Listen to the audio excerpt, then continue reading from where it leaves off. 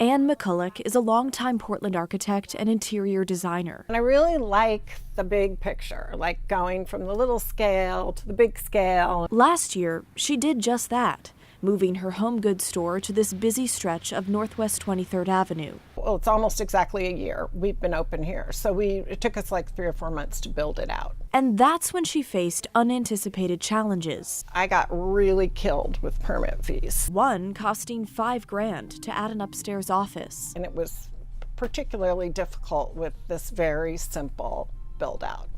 So I was pretty frustrated by that because my budget was blown. The shop survived thanks to her separate design business covering costs. If I didn't have my own money, there's no way I could have my own business. Oregon ranks among the worst states for first-year business failures, reported as the 4th highest in the country. That's according to a new LendingTree study by a group of researchers analyzing business trends. Yeah, I'm not surprised. It's a cash flow situation. Stanton Heister teaches at the Portland State University School of Business. He's led courses in small business management. Which all seem to come up with this question at some point during the year where why do small businesses fail at such a high rate? According to the study, the reasons that more than 25% of Oregon businesses fail within the first year are high operating costs, thin margins, and hiring difficulty.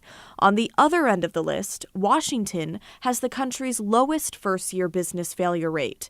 The study doesn't point to a single reason, but suggests stronger business planning. These businesses operate at a pretty small well, if any kind of profit margin their first year anyway, so any of these things that go beyond what would be normally expected, it just seemed to be enough to push them over the edge into failure. In Portland's Goose Hollow neighborhood, it's been kind of a wild ride of a first year and a half. Bold Coffee and Books just made it past that critical 1-year mark. Everything from some really great community supporting us and coming in, hosting events here and all that kind of stuff.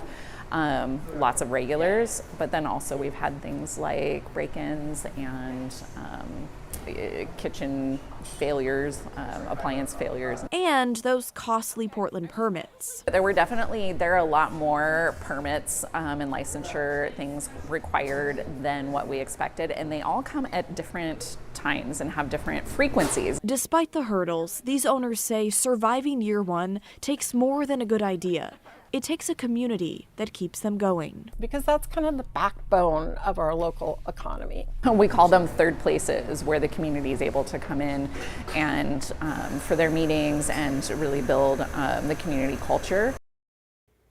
Now, when it comes to Portland small businesses, the city does have grants for things like broken window repairs or appliance replacements and other supports. Well, the co-owner of Bold Coffee and Books in Goose Hollow tells me she's applied to some of those grants and has been denied each time. Okay, but now we want to hear from you. Do you or someone you know own a small business in Oregon? What are the challenges, especially in that first year? Let us know. Email the story at kgw.com or call and leave us a voicemail. 503-226-5090.